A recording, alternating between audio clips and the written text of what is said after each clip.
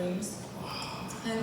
Some weeks ago, I was driving to work, and as I was driving, I heard from behind the steering wheel, behind my dashboard, like the sound of some sort of animal frantically trying to get out. And it was the worst thing, because I felt like it was just going to come and jump at me.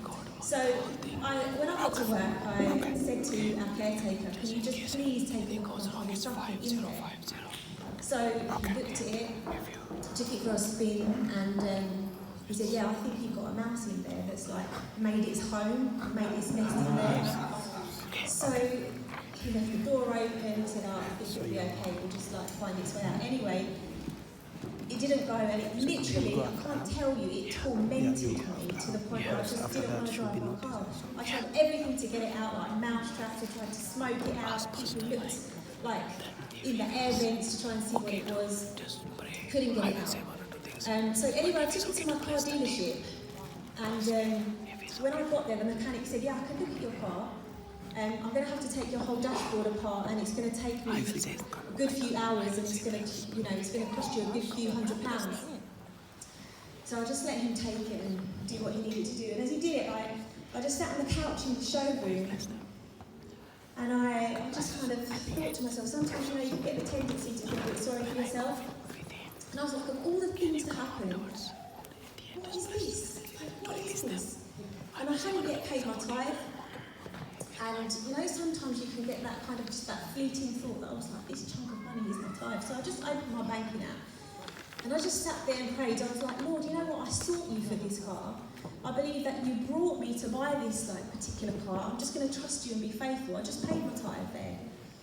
And the guy came back after about an hour, and he thought he listened to it, and he said, yeah, I definitely think you have a preacher in there. But he said, I've taken most of your dash apart. I can't find a sign of any living thing there at all. I think it's just like some sort of paper or receipt or a stone that's got stuck in there and is making that noise. He said, you don't need to do anything about it, but I can work on it more, but it's up to you. So that was enough for me. I didn't believe him because the noise was still there, but they didn't even charge me for that hour that they looked at it. I was expecting to pay hundreds more, but my point is this: to the faithful, he shows himself faithful. Amen. And God is not restricted. His providence, his blessings are not restricted by the cost of living crisis. His blessing for your life is not bound by the rising inflation as it is at the moment. And this is a real thing for some of us, that are really struggling with bills to pay in the area of compromise. But his word says he's able to do exceedingly, abundantly, above all that we can ask or think. And there's enough in the cupboards of heaven to feed you, to pay your bills, to feed your family, to do above all that you can ask or think. So I just want to encourage you this morning, don't compromise. Keep doing good. Keep being faithful, because it's in those kind of, those small little miracles that you see God do something in your life that make up the story of a testimony for your whole life of his goodness, of his faithfulness. Amen? Amen. So you can stand as I pray and bring your offering, bring your